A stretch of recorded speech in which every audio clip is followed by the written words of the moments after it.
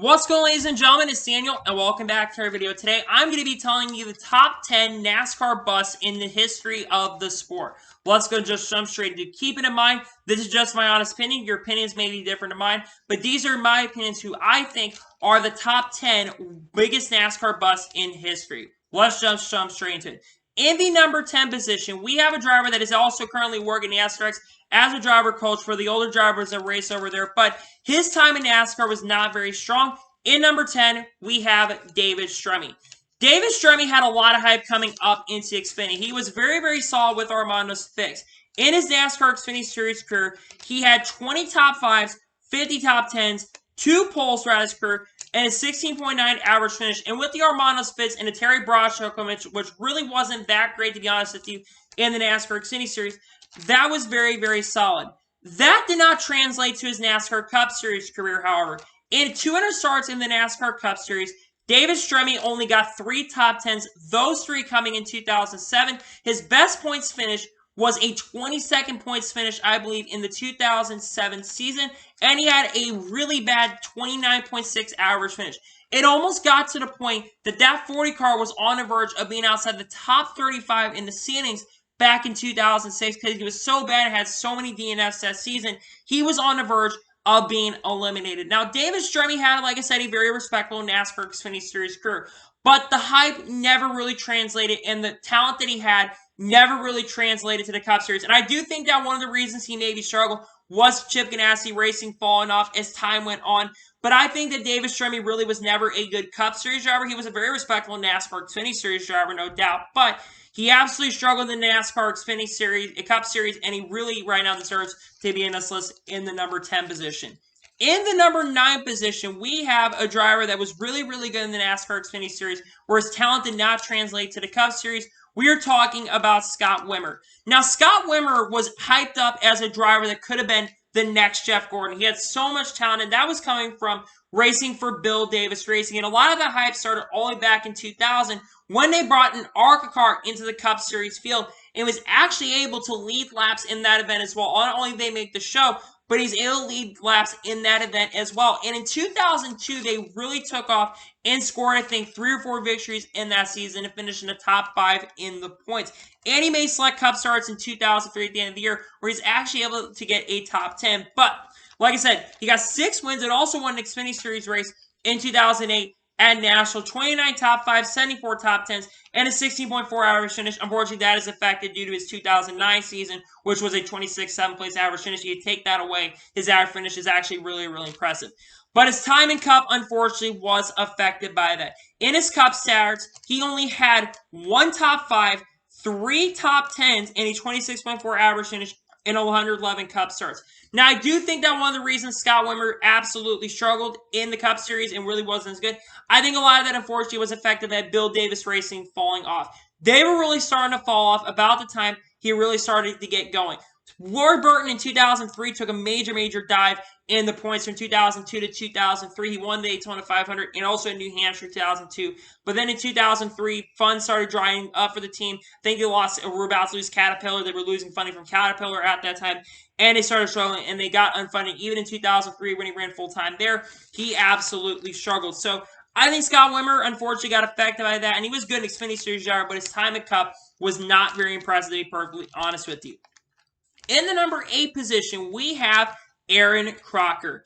Erin Crocker was very, very hyped up, and a lot of people thought coming that she could have been the first female to not only win a NASCAR Xfinity Series race, but a Cup Series race one day for Everham Motorsports, because she was really, really started and decided really good in the World of Outlaws. As a matter of fact, she was the first female in 2002 to win a feature. Not only that, she actually was able to qualify for the Knoxville National as well, and got praise from one of the legends of the World of Outlaws, Steve Kinzer. And if you actually take a look at her ARCA stats are actually pretty impressive. She had 12 top 5s, 16 top 10s, a 9.9 average finish in 25 starts. And unlike ARCA today, the ARCA series back then in the early to mid 2000s, you had a lot of talent in that series, and she got a couple poles at time as well. So she actually was not too bad in ARCA, but this did not transpire to the NASCAR Truck Series and the NASCAR Xfinity Series. She made a few starts in 2005 and 2006. She made overall 39 starts, 29 of those coming in the Truck Series and 10 of those coming in the NASCAR Xfinity Series.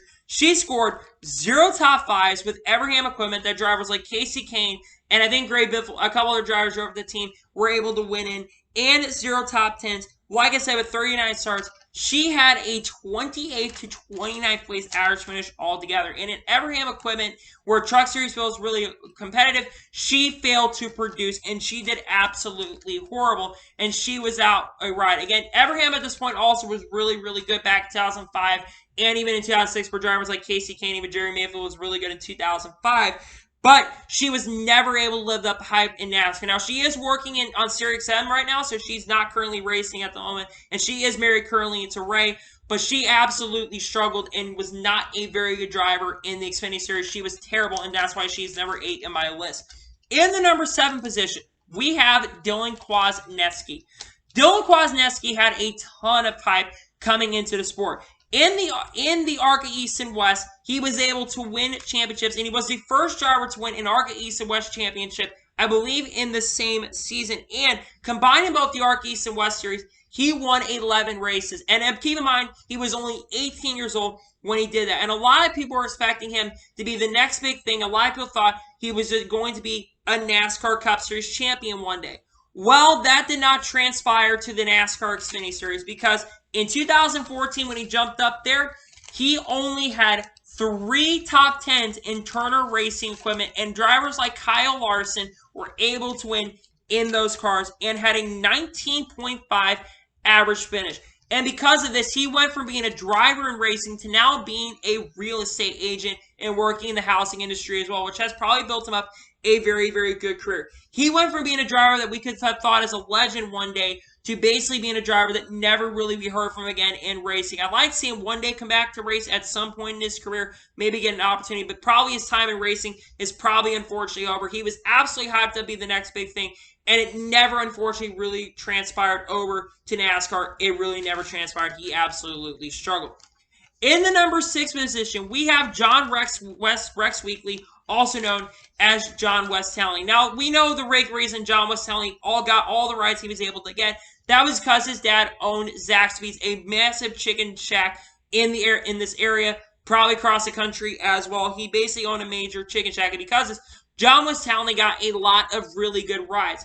He struggled not only in the NASCAR Xfinity Series, but struggled in the NASCAR Truck Series as well. It got so bad to the point where he basically got taken out of the ride after basically almost not making the race. After crashing at Phoenix, he got taken out of the ride for Clint Bowyer to take over. And Clint Bowyer, I think, ended up crashing an event later in the evening. But he got taken out of the ride for Clint Bowyer. Now, John West-Talling, the reason he's not higher on this list is because of his respectful 2015 season in trucks. He finished 8th in the standings that season. On top of that, he actually was able to pick up his only career win in the NASCAR Truck Series in 2015 in a fuel mileage finish in 2015, holding up the likes of Ben Kennedy and Timothy Peters for the victory on fuel mileage. But John West-Talling, other than that, he absolutely struggled and only got there because of ride. Money can only get you so far in the sport, and because of that, he absolutely struggled in the sport of racing. He absolutely struggled, was not very good, and I'm not sure if he's ever going to come back. We haven't seen him race really recently in a long time, and I think a lot of people are mostly going to remember him not for his Las Vegas finish, but for his embarrassing fight with Spencer Gallagher in 2016 at Gateway, after the race basically got delayed a little bit due to rain, and the race took so long to get done. It almost was midnight when the race ended. Basically, they had an embarrassing fight with Spencer Gallagher, who's also no longer racing currently at the moment. He may come back one day. Who knows? But John West-Talling was absolutely not a good driver and one of the biggest busts in motorsports history, NASCAR history. In the number 5 position, we have the driver who also came from funding and actually had a little bit of talent coming up, but never is able to back it up. We have Brian Scott. Now, Brian Scott had a lot of hype coming up through the ranks. He actually was a very solid NASCAR Truck Series driver who actually picked up a win in 2009, finished in the top 10 in the standings, and had quite a few top 5s and top 10s in his career, and also won both his races at Phoenix in 2009 and held up a hard-charging Kyle Larson for the victory in 2012. But that talent never really ever transpired to the NASCAR Xfinity Series.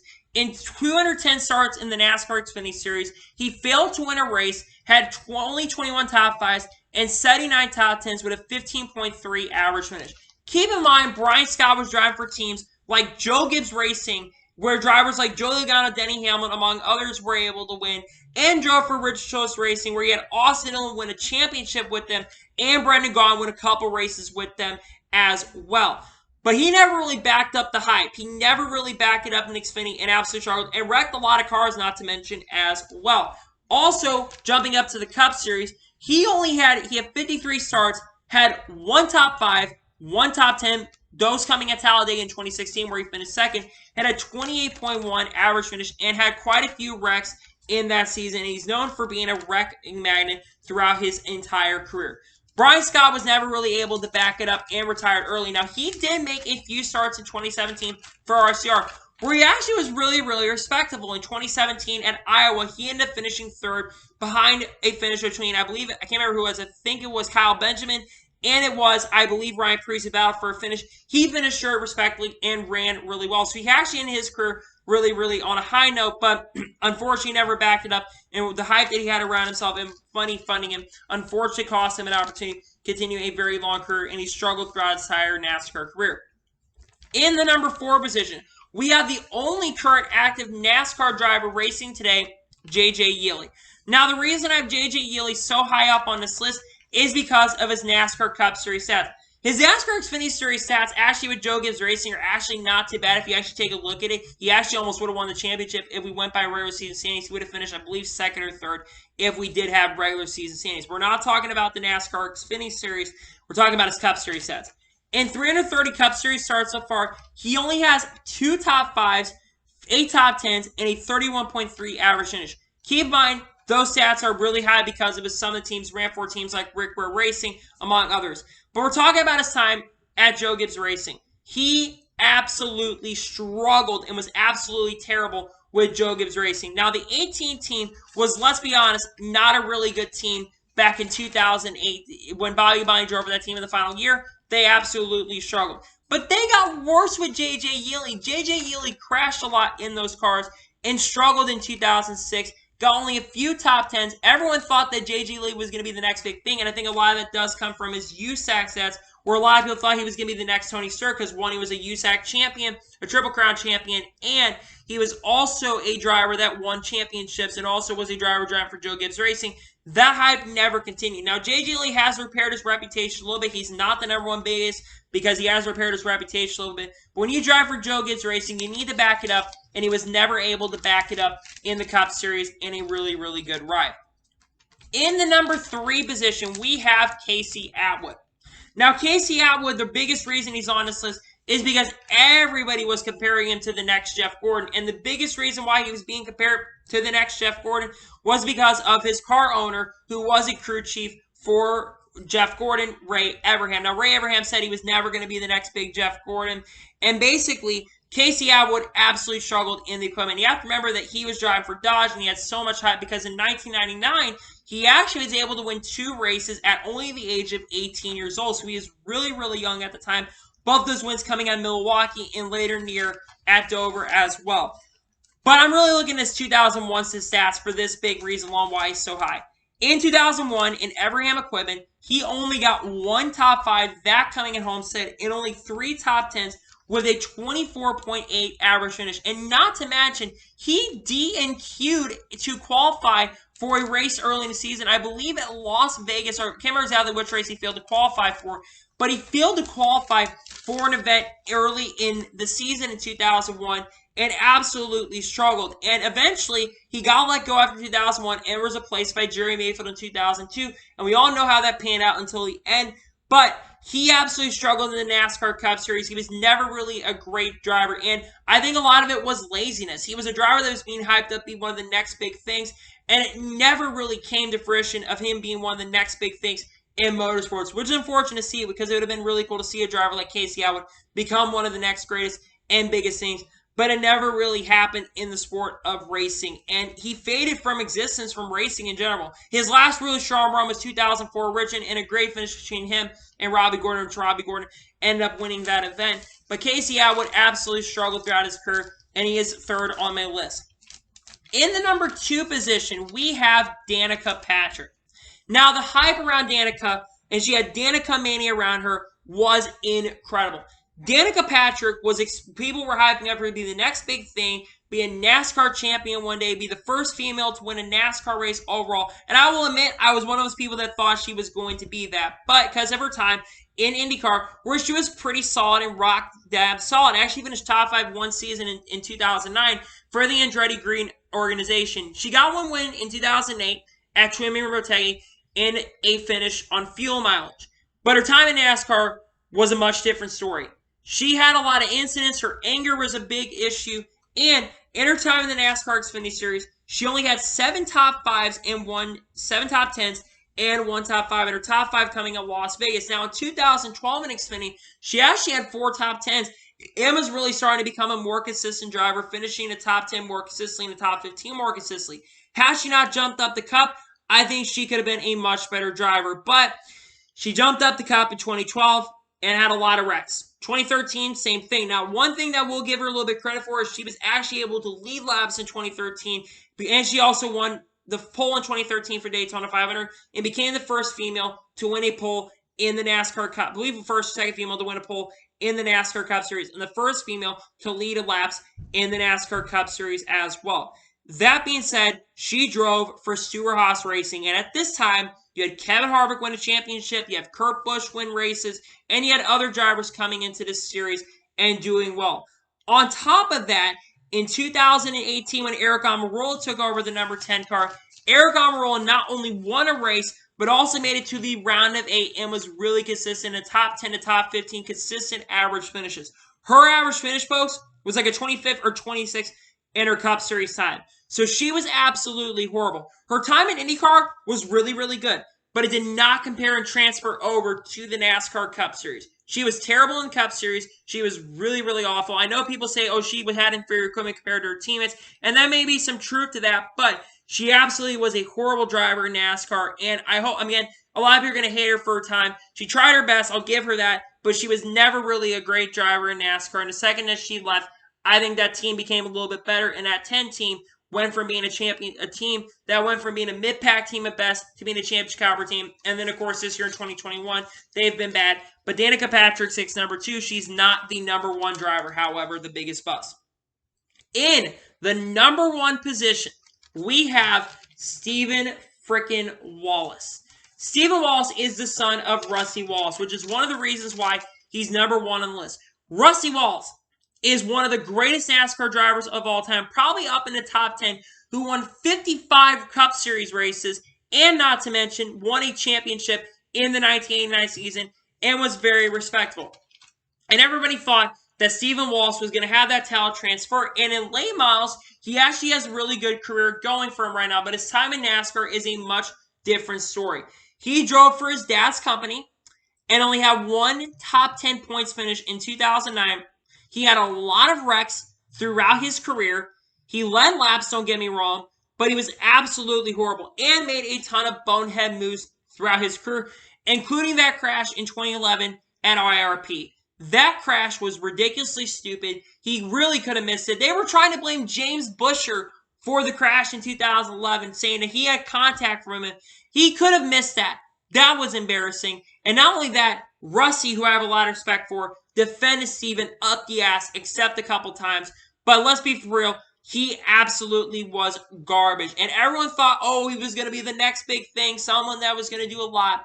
Never transpired, never really happened, and he never came in and proved and backed up how much talent he overall has. So to me, Stephen Wallace is probably the worst NASCAR driver I think I've ever, up there is potentially one of the worst NASCAR drivers I've ever seen, with the talent and probably the biggest bust we've ever seen. I think he was up there as the #1 worst. And now, jumping into the honorable mentions of drivers that did not make the list, who almost ended up making this list. First one, I think you have to say Scott Riggs. Now, Scott Riggs, in my opinion, I think Scott Riggs was a very solid NASCAR Xfinity Series driver. The thing is, Scott Riggs, however, never really ran good in Cup. He did have one good year in 2006, which is one of the reasons why he did not make the list. But he drove for Everham, and Casey Kane at that time in 2006 was a championship caliber driver and almost won the championship that year. He never backed it up. That's why he was not on this list. But he really was never that great. Other than 2006, he failed to qualify in 7 races in 2010 and got replaced eventually by, I believe, Pat Scarpani later that year. He did race for Everham again a little bit in 2008, but he fell back and completely fell out of sport completely in the next 3 or 4 years. The other driver that did not make this list, and I think this is going to upset a lot of you who did not make this list, who I think a lot of you are going to be mad if you made this list to begin with, is Trevor Bayne. Trevor Bayne has so much hype after winning the 2011 Daytona 500, and I think that's one of the reasons why I did not put him on this list, is also because he did come back to trucks and ran pretty respectably in the 45 car. I do think that Roush was not that good, but let's be for real, Matt Kenseth drove that 6 car and contended for top 5s and top 10s. Trevor Bayne struggled in the Cup Series. Now, I think he was a very solid Xfinity Series racer, but it never transferred to the NASCAR Cup Series, in my honest opinion. So those are the 2 honorable mentions who did not make the list for the top 10 biggest NASCAR busts of all time. So, anyway, that is for today's NASCAR video. I want to thank you guys for watching. Please subscribe to the channel, turn notifications so you're notified when a video does go live on my channel. Follow me Twitter, Facebook, Instagram, and support my page. Well, let's schedule for that and combo your top 10 biggest NASCAR busts of all time. Let me know in the comments below. Anyway, like I said, I want to thank you guys for watching today's video, and I'll see you guys next time for some more great and awesome NASCAR content like this. Tomorrow we'll have a lot more NASCAR news to talk about on the channel. We'll be doing a full recap of Next Gen, and we'll also talk about the schedule that is expected to be released at some point next week. We'll talk about that on the channel. I hope to see you guys there. Take care, everybody.